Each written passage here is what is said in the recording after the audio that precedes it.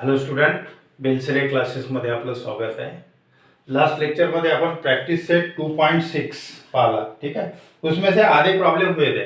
Total 10 problems हैं, उसमें से आधे प्रॉब्लम्स कंप्लीट हो गए. अभी आधे 6 नंबर से बाकी था, उसको अभी ले लेंगे. ठीक है, तो इसके पहले के जो लेक्चर है उसमें पूरे प्रॉब्लम मैंने सॉल्व करके दिया, वर्ड प्रॉब्लम्स.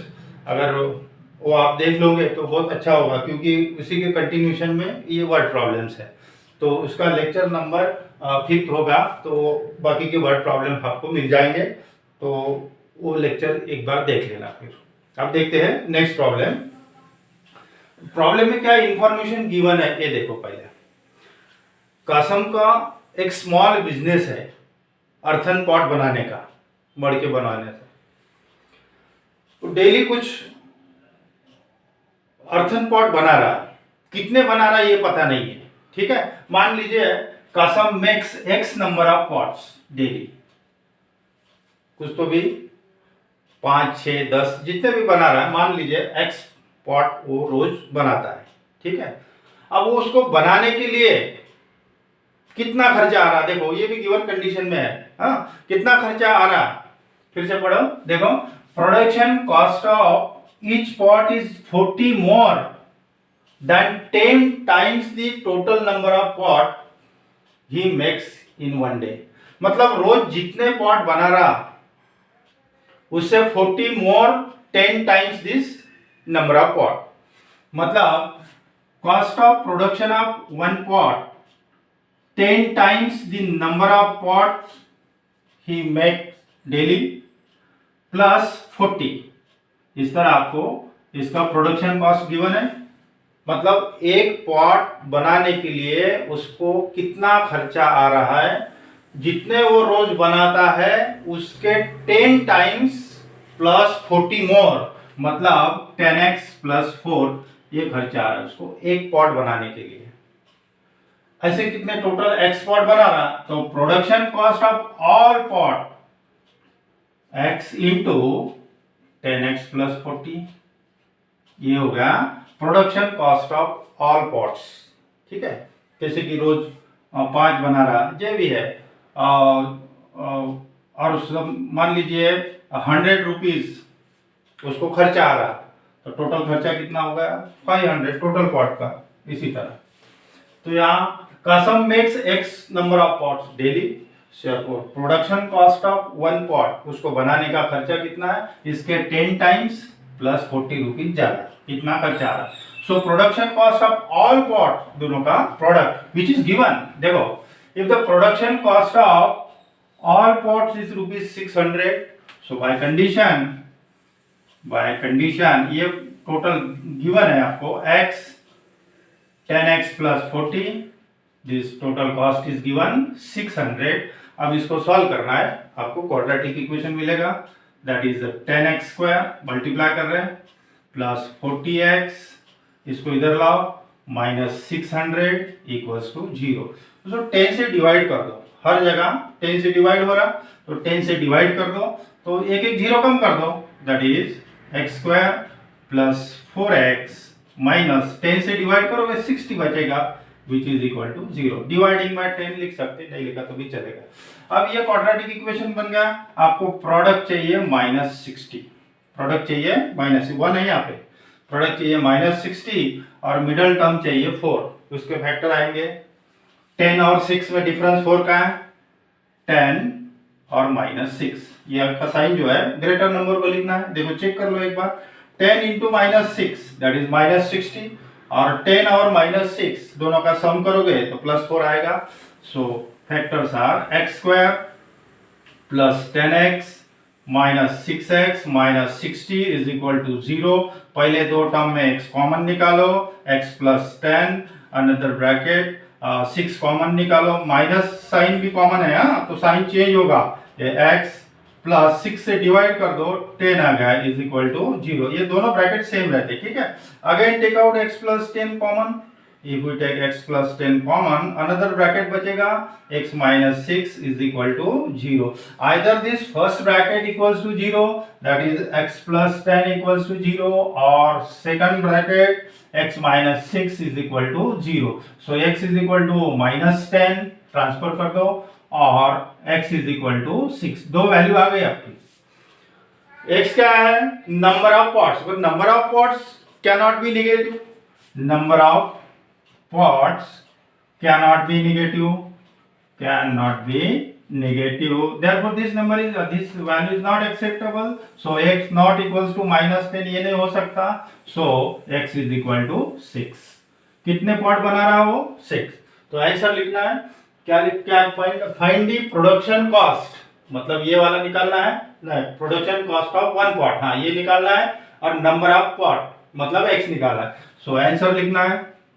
ऐसे लिखेंगे production cost of one pot. So production cost of one pot कितना है अपना? 10x plus 40, that is 10 into 6 plus 40 कितना होगा? 100 rupees. 100 rupees. And Kasam makes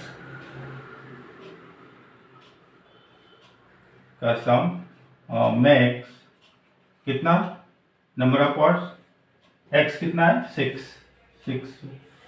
Kasam makes 6 pot daily. ये आपका आंसर हो गया. ठीक है, दोनों आ गए. अब जो नेक्स्ट प्रॉब्लम है, अभी टेक्स्ट बुक आप साथ में रखो, वो प्रॉब्लम इंपॉर्टेंट है. टेक्स्ट बुक में देखो, Pratik takes x hour to travel 36 kilometer distance downstream and return to the same spot. The speed of boat in still water is 12 kilometer per hour. Find the speed of water current. Situation देखो किस तरह, information देखो क्या given है. आप text book साथ में रखते जाओ. इस तरह सिचुएशन है. यहां से निकला हो बोट लेके,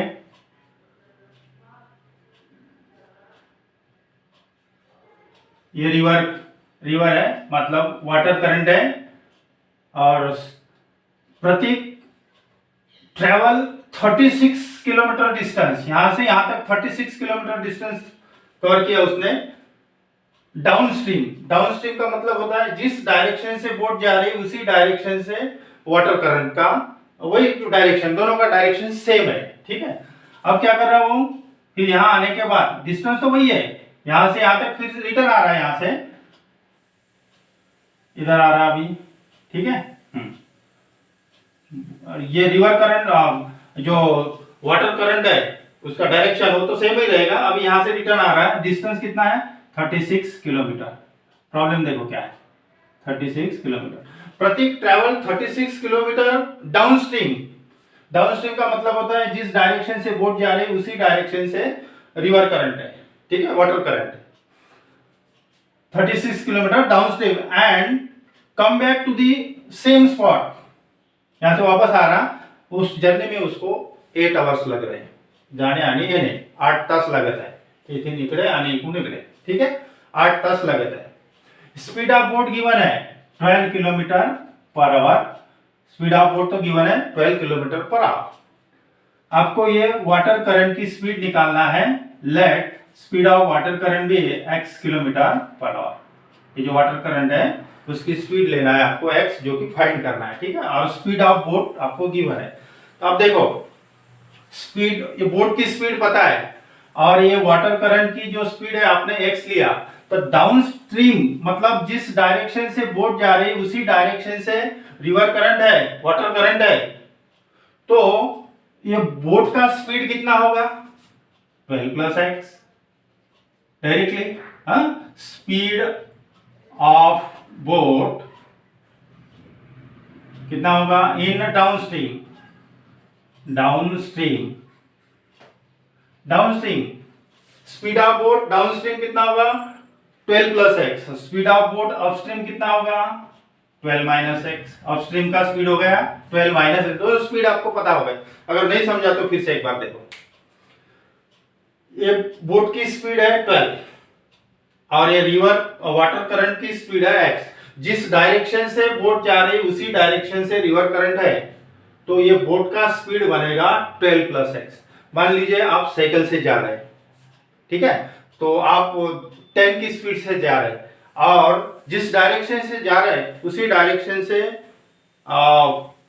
हवा आपको आगे ढकल रही है, वही डायरेक्शन से हवा भी बह रही है, उसका स्पीड है मान लीजिए 5 और आपकी स्पीड है 10, तो जिस डायरेक्शन से जा रहे हैं तो आपकी स्पीड बढ़ेगी, क्लियरली आपकी स्पीड बढ़ेगी, 10 प्लस 5 होगी। अब उसका रिवर्स में देखो, जैसे अभी ये हवा का जो डायरेक्शन है वो इस तरह है और आप अपोजिट डायरेक्शन से आ रहे हैं तो आपकी स्पीड क्लियरली कम होगी, समझ में आ रहा है। इसी तरह ये है बोट का स्पीड और रिवर करंट का स्पीड दोनों मिला के स्पीड बनेगा 12 प्लस एक्स, ये बोट का स्पीड बनेगा। और अपोजिट डायरेक्शन मतलब अपस्ट्रीम, क्योंकि रिवर का वाटर करंट इस तरह है, बोट इधर आ रही है अभी, तो ये अपोजिट डायरेक्शन में है, तो उस समय आपकी स्पीड रहेगी 12 माइनस एक्स, बोट की स्पीड रहेगी, ठीक है। दोनों की स्पीड पता है, डिस्टेंस भी पता है, सेम डिस्टेंस है, टाइम भी पता है, यहां से यहां तक और यहां से फिर से वापस आया तो उसको 8 आवर्स लगे हैं, तो फार्मूला बनता देखो, time is equal to distance upon speed, ये फार्मूला है।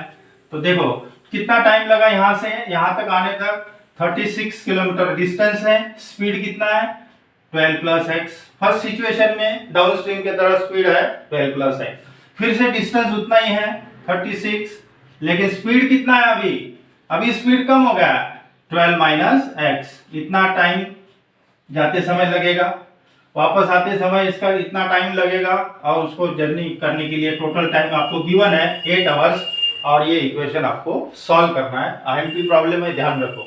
अब इसको कैसे सॉल्व करते हैं उसको देखते हैं, ठीक है। तो पहले देखो भाई कैसे लिख रहा हूं, क्या फाइंड करना है आपको, speed of water current, speed of boat given है, speed of boat in still water कितना है 12 kilometre per hour. Let speed of water current, water current कितना लेना है x किलोमीटर पर आवर, ये आपको फाइंड करना है, ठीक है। Therefore speed of boat downstream म्हणजे प्रवाहाच्या दिशेनं दोन्ही स्पीड ऍड होऊन जाईल 12 plus x, and speed of boat upstream,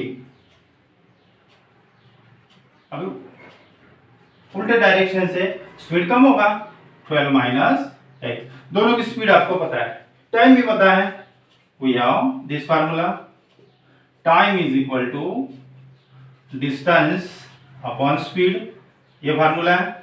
हाँ बोलो, अभी यहां से यहां तक कितना टाइम लगेगा, डिस्टेंस अपॉन स्पीड, ये कंडीशन है, by condition distance upon speed, कितना स्पीड है 12 प्लस एक्स, इतना टाइम लगेगा, प्लस अब वापस आते समय डिस्टेंस तो उतना ही रहेगा 36 और स्पीड कितना है 12 माइनस एक्स, टोटल समय आपको दिया है जर्नी का 8 आवर्स, इथून इथे आणि इथे परत येण्यासाठी त्याला 8 तास लगत है, ठीक है। तो 8 आवर्स गिवन है। अब इसको कैसे सॉल्व करोगे, इसको पहले क्रॉस मल्टीप्लाई करते हैं, ठीक है। ये दोनों का प्रोडक्ट लेंगे, 12 plus x 12 minus x into 36 into 12 minus x plus cross multiply करें, 36 into 12 plus x which is equal to 8, solve करेंगे।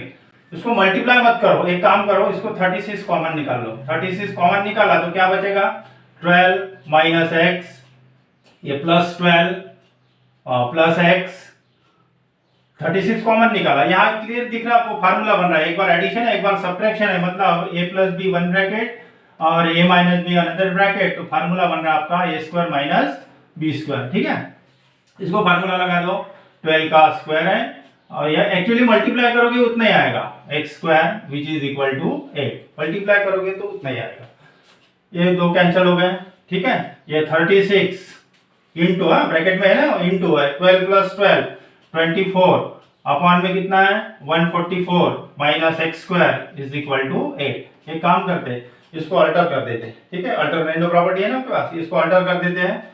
36 इंटू 24 सिंपल बनना चाहिए बस, इंटू हो गया ये 144 माइनस एक्स स्क्वायर, 8 3 जा कितना हो गया 108, 108 आ गया, ठीक है, is equal to 144 minus x square, so plus x square is equal to 144 minus 108, x square is equal to कितना बचेगा 36 बचेगा, राइट, हाँ सॉरी 36 बचेगा। So x is equal to plus minus 6, x is equal to root सम लेते समय दो value लेना, एक प्लस और एक माइनस, क्योंकि 6 का स्क्वायर करोगे 36 आएगा, माइनस 6 का भी 36 आएगा, तो उसका स्क्वायर रूट बनेगा प्लस माइनस 6। दो वैल्यू आ गई, एक सन है speed of water current, but speed can not be negative, यहां लिखते हैं but speed can not be negative, कभी नेगेटिव स्पीड नहीं होती, therefore this number is not acceptable, not equals to minus ये हो नहीं सकता, so x is equal to 6, x equal to 6 आ गया। तो आंसर क्या पूछा है देखो, find the speed of water current, वही पूछा है ना, find the speed of water current, therefore answer लिखना है स्पीड ऑफ वाटर करंट कितना 6 किलोमीटर पर आवर। इसको ध्यान रखना, ये प्रॉब्लम आईएमपी है, टेक्स्ट बुक साथ में रखो क्योंकि समझ में आ जाए। देखो शॉर्ट में बता रहा हूँ, प्रतीक यहाँ से निकला यहाँ तक आ गया, डिस्टेंस है 36 किलोमीटर डाउन स्ट्रीम, ये बोट का स्पीड है 12 और ये वाटर करंट का स्पीड है x। जब वो डाउन स्ट्रीम में जा रहा है, मतलब जिस डायरेक्शन से बोट जा रही है उसी डायरेक्शन से वाटर करंट है, तो इसका जो स्पीड बनेगा वो बनेगा 12 प्लस एक्स, वापस आते समय अपोजिट डायरेक्शन हो गया तो स्पीड बनेगा 12 माइनस, चलो स्पीड पता हो गया, फार्मूला आपके पास time is equal to distance upon speed, distance 36, speed अब डाउनस्ट्रीम का लेना पड़ेगा अपॉन प्लस डिस्टेंस, फिर से 36 वही डिस्टेंस है लेकिन स्पीड है 12 minus x is equal to 8, cross multiply कर दिया, 36 कॉमन निकाला, ठीक है, इसको सॉल्व करते थोड़ा सिंपल टेक्निक से बना दिया। तो लास्ट में आंसर लिखना है speed of water current 6 kilometre per our. देखते हैं नेक्स्ट प्रॉब्लम क्या है, हाँ ठीक है, उसको सॉल्व करते हैं, यही सॉल्व करते हैं। देखो Pintu take 6 days more than those of Nishu to complete certain work, ठीक है, इंफॉर्मेशन क्या है ये आपको मैं बता देता हूँ, इसमें क्या गिवन है, आप टेक्स्ट बुक साथ में रखो, ठीक है। निशु और पिंटू दोनों एक सेम टाइप का काम कर रहे हैं, क्योंकि कोई भी काम होगा सेम है, दोनों का काम एक ही है, ठीक है। तो निशु को पिंटू को 5 days 6 days ज्यादा लग रहे हैं निशु से। मान लीजिए Nishu takes x days complete the work, then Pintu takes उससे 6 days ज्यादा, that is x plus 6. Let Nishu takes x days to complete the work. So Pinto takes उससे 6 days ज्यादा लग रहे इसको एक काम करने में, ठीक है। Together they complete the work in 4 days, दोनों एक साथ अगर काम करेंगे तो 4 days में वो कंप्लीट करेगा। How many days will it take to complete the work if they work alone, ठीक है। अब देखो प्रॉब्लम क्या है, किस तरह है, Nishu takes x days, Nishu takes x days to complete the work and Pintu takes x plus 6 days complete the same work, ठीक है। अब मान लीजिए कोई भी आप एक काम कर रहे हैं, उसको छोड़ दो अभी, मान लीजिए एक आधा कोई प्रोजेक्ट आप बना रहे हैं, तो वो प्रोजेक्ट आपको बनाने में मान लीजिए 3 days लग रहे हैं, 3 दिन में आप उसको कंप्लीट कर रहे हैं, ठीक है। तो एक दिन का वर्क कितना होगा 1/3, फिर दूसरे दिन का वर्क 1/3, फिर 1/3, मतलब आपका काम 3 दिन में कंप्लीट होगा, 3/3 दैट इज 1, इस तरह। मतलब कोई भी काम अगर आपको 3 days लग रहा है उसको कंप्लीट करने में, तो एक दिन का वर्क कितना होगा 1/3। उसी तरह निशु को x डेज लग रहे हैं, x दिन में वो पूरा कंप्लीट करेगी। एक दिन में एक दिन का वर्क कितना होगा 1/x part of the work, ठीक है। उसी तरह पिंटू को x + 6 डेज लग रहे हैं, x + 6 डेज में वो कंप्लीट करेगा, लेकिन एक दिन में कितना करेगा 1/x + 6। समझ में आ रहा? जैसे निशु को x दिन लग रहा है तो एक दिन का वर्क कितना होगा 1/x, इसको x + 6 डेज लग रहा है तो इसका वो एक दिन का वर्क होगा 1/x + 6। दोनों का एक दिन का वर्क ऐड कर दो। इन one day together they will do कितना काम पार्ट ऑफ वर्क। आपको कंडीशन क्या गिवन है, they complete the work in 4 days, 4 दिन में वो कंप्लीट करते हैं। वो जो काम दोनों एक साथ अगर काम करेंगे तो वो 4 दिन में उसको कंप्लीट करते हैं। तो एक दिन का कितना वर्क होगा फिर 1/4 part of work, 1/4 part of total work. तो this we write 1/x plus 1/x plus 6 is equal to 1/4। ये क्वाड्रेटिक इक्वेशन बन रहा, इसको सॉल्व करेंगे। फिर से एक बार देख लो, समझ में आ जाएगा अभी। लेट Nishu takes x days, let Nishu takes x days to complete the work, complete the work। Therefore Pintu takes उससे 6 दिन ज्यादा, मतलब x + 6 days to complete the same work। Work वही है, उसे 6 दिन ज्यादा लग रहे हैं निशु से, ठीक है। Therefore in one day, एक दिन में in one day Nishu does कितना वर्क करेगी 1/x पार्ट ऑफ वर्क, और इन वन डे पिंटू डज कितना 1/x + 6 पार्ट ऑफ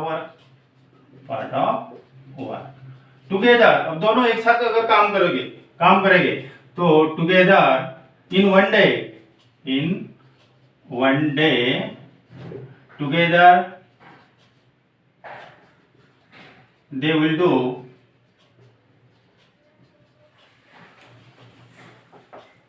दोनों एक साथ काम कर रहे हैं तो 1/x plus 1/x + 6 ये हो गया।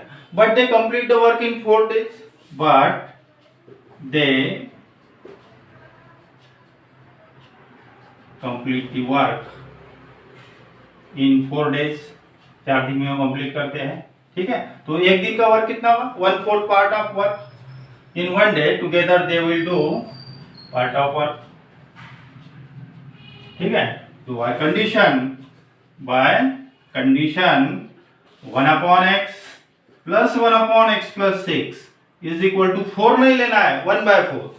ध्यान रखो, इसमें गड़बड़ी करते हैं, 4 लिख देते हैं, ठीक है। एक they complete the work in 4 day, 4 दिन में कंप्लीट करते हैं, एक दिन का वर्क बनेगा 1/4 पार्ट ऑफ वर्क, ठीक है। अब इसको सॉल्व करते हैं, क्रॉस मल्टीप्लाई लेंगे, x + 6 cross multiply x + 6 again x is equal to 1/4, हाँ that is 2x + 6।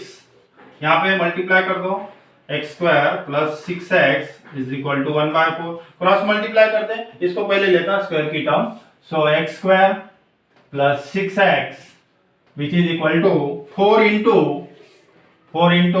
2x + 6, that is x² + 6x is equal to 8x। Multiply कर रहे हैं प्लस 24 ट्रांसफर कर दो इधर, सो x² + 6x - 8x - 24 is equal to 0। क्या equation बन रहा, x² - 2x - 24 is equal to 0। अब आपको प्रोडक्ट चाहिए -24 और सम चाहिए -2। बोलो फैक्टर बोलो, 6 4 जा, यस -6 + 4, चेक कर लो एक बार, -6 + 4 प्रोडक्ट बनेगा -24 और -6 + 4 दैट इज -2। तो फैक्टर आ गया आपके x² minus 6x plus 4x minus 24 equals to 0। पहले दो इसमें कॉमन बोलो, x कॉमन दिख रहा, x माइनस 6, यहाँ पे 4 कॉमन है, x माइनस 4 से डिवाइड कर दो, 6 is equal to 0। That is x minus 6 one bracket, another bracket x plus 4 equals to 0. Either this first bracket equals to 0 or second bracket equals to 0. So x is equal to 6 or x is equal to -4. Negative आ रहा है answer, but number of day cannot be negative. Number of days cannot be negative. Cannot be negative. ऐसा लिखते जाओ, negative. Therefore x not equals to -4, ये नहीं लेंगे, so x is equal to 6. Final answer लिखना है। Therefore Nishu takes x days, मतलब Nishu takes कितना 6 days, और पिंटू उसे 6 days और ज्यादा, पिंटू takes 12 days, उसे 6 days ज्यादा लग रहे ना उसको, तो फिर 12 days to complete the work, complete the work. देख लो कैसे किया, ठीक है। प्रॉब्लम क्या था, निशु और, एक बार थोड़ा सा शॉर्ट में देख लेते हैं।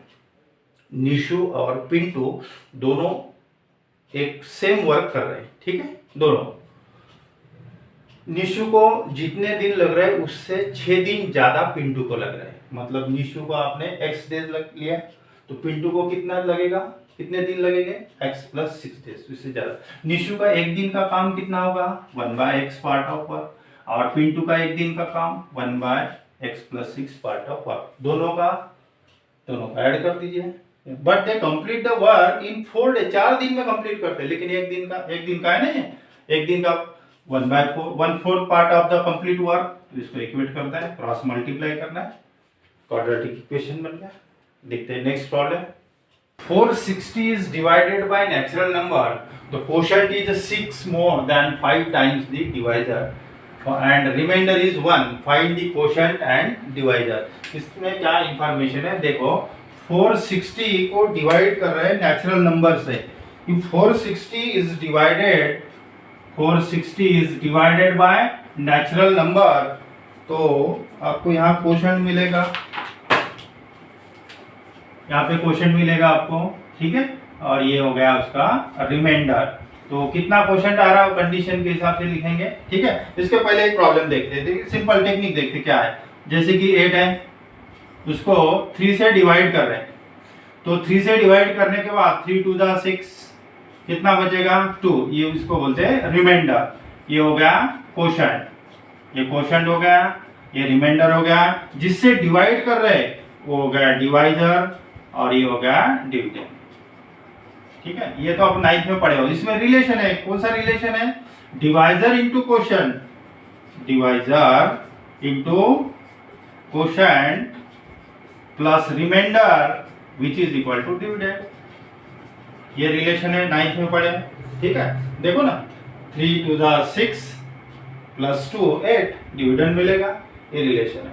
अब इसमें आ रहा है, देखो 460 is divided by natural number, मतलब आपका डिवाइजर अभी x है, नेचुरल नंबर लिया आपने x, तो क्वोशंट इज 6। क्वोशंट कितना है, quotient is 6 more than 5 times the divisor. Let divisor be x, divisor x लिया, तो क्वोशंट कितना है, फिर से बोला, तो quotient is 6 more than 5 times the divisor, 5 times divisor 5x, 6 more plus 6, ये आ गया आपका क्वोशंट, कितना 5x plus 6, ये क्वोशंट बन गया। ये डिवाइजर है, ये क्वोशंट है, remainder, and the remainder is 1, remainder 1 है, ठीक है। ये डिवाइजर है, क्वोशंट है, रिलेशन आपके पास पता है, ये रिलेशन है, कौन सा रिलेशन है, क्वोशंट सॉरी डिवाइजर, जिससे डिवाइड कर रहे हो divisor, divisor into quotient, 9th में हुआ था, quotient plus reminder is equal to dividend, ठीक है, तो ये फार्मूला लगाएंगे अभी, ये आपको पता ही है। देखो डिवाइजर कितना है x, क्वोशिएंट कितना है 5x प्लस 6, रिमाइंडर कितना है 1 इज इक्वल टू डिविडेंड कितना है 460। बाप ये तो लंबा बनेगा, ठीक है देखते हैं। 5 into x that is 5x square plus 6x plus 1 minus 460 is equal to 0, that is 5x square plus 6x minus ये ग्रेटर नंबर है माइनस 459 इज इक्वल टू 0। ये बन गया आपका क्वाड्रेटिक इक्वेशन। अब ये इसके फैक्टर निकालना इतने इजी नहीं है, नहीं समझ लो तो फैक्टर थोड़े से लर्न कर लेना। प्रोडक्ट कितना चाहिए, देखो प्रोडक्ट चाहिए आपको 5 इंटू 459, हाँ तो प्रोडक्ट चाहिए आपको, देखो कितना आ रहा है 459 इंटू 5 कर दो 2295 माइनस 2295 प्रोडक्ट चाहिए और दो फैक्टर की सम चाहिए 6। ऐसे कौन से दो फैक्टर है नहीं पता तो लर्न कर लेना, थोड़ा सा टेक्निक बताता हूँ इसके फैक्टर कैसे निकालते हैं, नहीं समझता तो डायरेक्ट फैक्टर लर्न कर लेना, ठीक है। इतना प्रोडक्ट चाहिए कितना 2295 और सम चाहिए 6। किस तरह फैक्टर निकालते देखो, ये 5 से डिवाइड होता नंबर, 5 से डिवाइड कर दो, 5 4 जा 20 2 बचेगा, 5 5 जा 4 बचेगा, 5 9 जा 41। ये फिर 3 से डिवाइड होता है, टेक्निक बता रहा हूँ, 3 से डिवाइड होता है, 3 1 जा 1 बचा, 3 5 जा 3 3 जा। अब ये फिर से 3 से डिवाइड होता है, 3 5 जा 3 1 जा, ठीक है। अब कितना आ जा, अगर 51 है तो 51 17 से डिवाइड होता है, 17 3 जा 3 3 फिर 3 से डिवाइड हो गया, 3 3 जा 1। यहाँ आपकी प्रोसीजर कंप्लीट हो गई, डिवाइड कर दिया मैंने इसको। आपके फैक्टर यहाँ कहीं तो भी मिलेंगे, उसको एडजस्ट करना है, चेक करते देखो 5 3 जा 15 15 3 जा 45, अगर ये लिया और ये 51 लिया मतलब 45 और 51 यही बनेगा, क्योंकि दोनों में डिफरेंस जो है वो 6 का है, तो फैक्टर आ गए आपके 45 और 51। साइन एडजस्ट करना है, देखो यहाँ का साइन ग्रेटर 51 माइनस 45। अब ये दोनों का अगर प्रोडक्ट करोगे तो इतना मिलेगा, दोनों की सम करोगे तो 6 मिलेगी, ठीक है। अगर ये नहीं समझ में आ रहा तो ये फैक्टर आप उसको लर्न कर लेना, इसके फैक्टर कैसे आ रहे हैं, ठीक है। अब फैक्टर निकालेंगे, लिखेंगे 5x स्क्वायर, 6x के जगह ये दो फैक्टर लिखेंगे, ये लिखता हूँ पहले कॉमन निकालने के लिए, 45x plus 51x minus 459 is equal to 0। पहले तो इसमें कॉमन क्या दिख रहा, x कॉमन है, if we take x common in bracket we get 5x minus 9 बचेगा, प्लस यहाँ पे 51 कॉमन है, 51 से ये नंबर डिवाइड होगा, करके देखो आप x माइनस 51 से डिवाइड करोगे तो 9 मिलेगा इक्वल्स टू 0। कभी भी ये दोनों ब्रैकेट्स आए,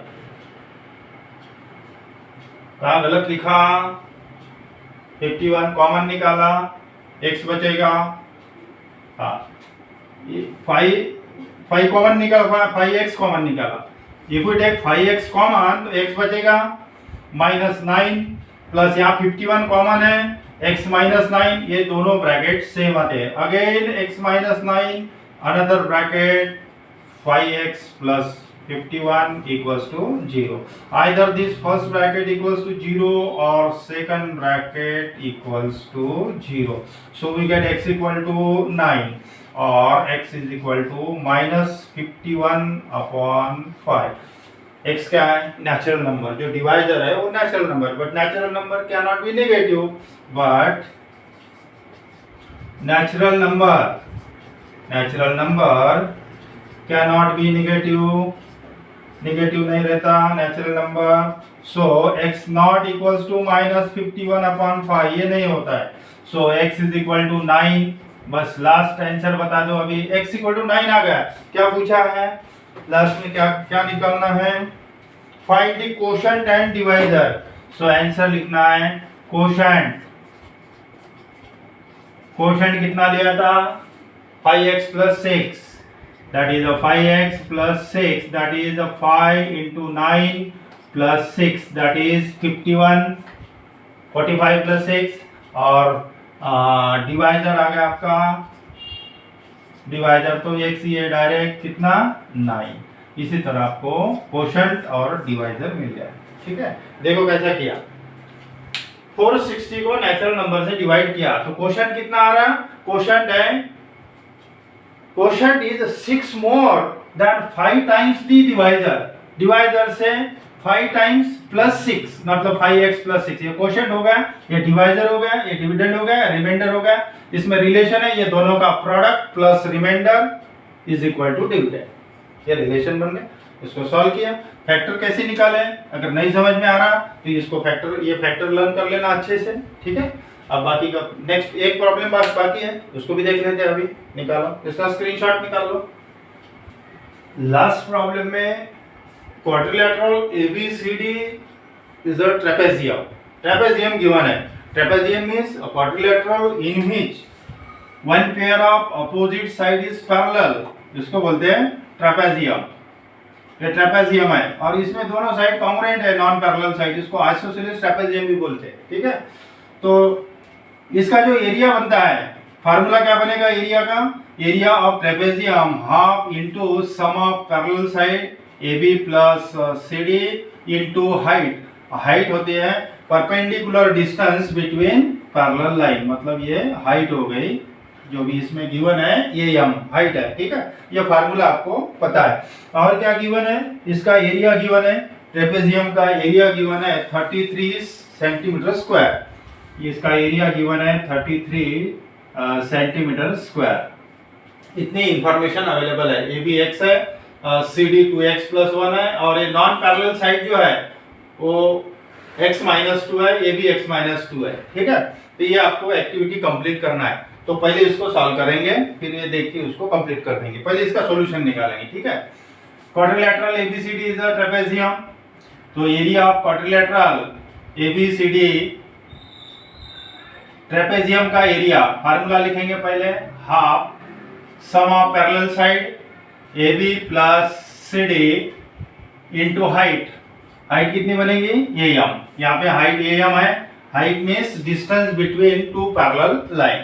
तो ये एरिया गिवन है आपको 33, दैट इज हाफ, AB कितना गिवन है x प्लस CD है 2x प्लस 1 इंटू हाइट है x माइनस 4, इस तरह। ठीक है, इसको सॉल्व करते हैं, इसको 2 से मल्टीप्लाई कर दो, मल्टीप्लाइंग बाय 2 बाद में करेंगे, जैसे ऐसे स्टेप दिखा है वैसे ही करेंगे। ठीक है, तो that is 33 is equal to 1/2, ये कितना हो रहा है 2x plus x, 3x plus 1, 3x plus 1 into x minus 4, इसको मल्टीप्लाई करेंगे, मल्टीप्लाइंग बाय 2 बोथ साइड, यहाँ पे और यहाँ पे, ये तो कैंसिल होगा, तो ये बनेगा यहाँ पे 66, और ये दो ब्रैकेट का मल्टीप्लिकेशन 3x प्लस 1 और x माइनस 4, इसको सॉल्व करेंगे। लो स्टेप लिखता हूँ, 3x in bracket x minus 4 plus 1 in bracket x minus 4, अब मल्टीप्लाई करते हैं, 3x square minus 12x plus x minus 4, that is 3x square minus 11x minus 4, ये आ गया 66। इसको इधर माइनस करते हैं, therefore 3x square minus 11x minus 4 minus 66 is equal to 0, that is 3x square minus 11x minus 70 is equal to 0। Quadratic equation आ गया। अब आपको प्रोडक्ट चाहिए माइनस 210, 7 3 था है ना, माइनस 210, और मिडल टर्म चाहिए माइनस 11, तो फैक्टर बनेंगे माइनस 21 और 10, प्रोडक्ट बनेगा माइनस 210, और इसका सम करोगे तो माइनस 11, तो फैक्टर लिखते हैं अभी 3x square minus 21x plus 10x minus 70 is equal to 0। पहले दो टर्म में कॉमन है, 3x कॉमन है, 3x अगर कॉमन निकाला तो x बचेगा माइनस 3 7 जा, प्लस यहाँ 10 कॉमन है तो x minus 7 is equal to 0। Again x minus 7 take out common, another bracket क्या बचेगा 3x प्लस 10, आगे लिखता हूँ इसको 3x प्लस 10, ये बचेगा which is equal to 0। Either this first bracket equals to 0 और second bracket x minus 7 equals to 0, so 3x is equal to minus 10, so x is equal to minus 10 by 3, और x is equal to +7 इस तरह आ गया। But length cannot be negative, length cannot be negative, length cannot be negative, तो this value is not acceptable, so x not equals to -10/3, so the x is equal to 7। अब इसको fill करेंगे, ठीक है। अब देखो किस तरह ABCD ट्रेपेजियम है, in which AB parallel to CD, right. तो एरिया ऑफ ट्रेपेजियम का फार्मूला है half sum of parallel side AB plus CD into height, height है एरिया, यहाँ लिख दिया। तो एरिया गिवन है 33, हाफ AB की वैल्यू है x, CD वैल्यू है 2x + 1 इनटू हाइट AM कितना है x - 4, ठीक है। तो ये बन गया आपका, मल्टीप्लाई कर दिया तो ये बनेगा 66 होगा इधर, ये यहाँ से देखो ये हो गया 3x + 1 इनटू x - 4, ठीक है। तो इसको तो डायरेक्ट लिख दिया अभी, ये समझ में नहीं आएगा, इसमें देखो अभी देखो 66 फिर ये यहाँ तक लिखा है, ठीक है। उसके बाद ये सब अवॉइड करके डायरेक्ट एक स्टेप लिखा, ये तो समझ में नहीं आएगा। इसमें देखो अभी, इसमें देखो ये इसको सॉल्व कर दिया, तो उसे मल्टीप्लाई किया, क्वाड्रेटिक इक्वेशन आ गया, ये इक्वेशन आ गया, ये इक्वेशन लिखा है यहाँ पे डायरेक्टली, ठीक है। तो 3x² - 11x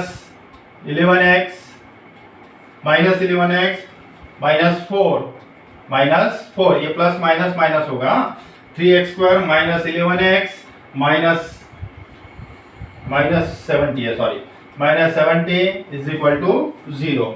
इस तरह ये क्वाड्रेटिक इक्वेशन बन गया। अब इसके फैक्टर भी डायरेक्ट लिखा है ना, ये लिखा direct 3x x - 7 10 x - 7, again x - 7 common निकाला, क्या बचेगा 3x + 10 equals to 0, either this first bracket equals to 0, second bracket equals to 0, so x is equal to -10/3 और x is equal to 7, but length cannot be negative, so this value is not acceptable, so x is equal to 7। तो ये भी आ गया आपका x मतलब 7, ठीक है।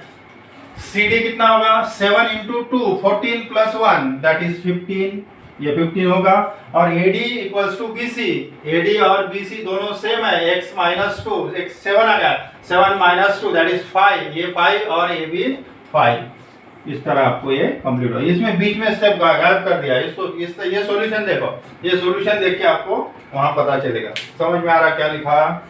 Trapezium था, ट्रेपेजियम का एरिया का फार्मूला है half into sum of parallel side into height, height means distance between parallel line, value रखा।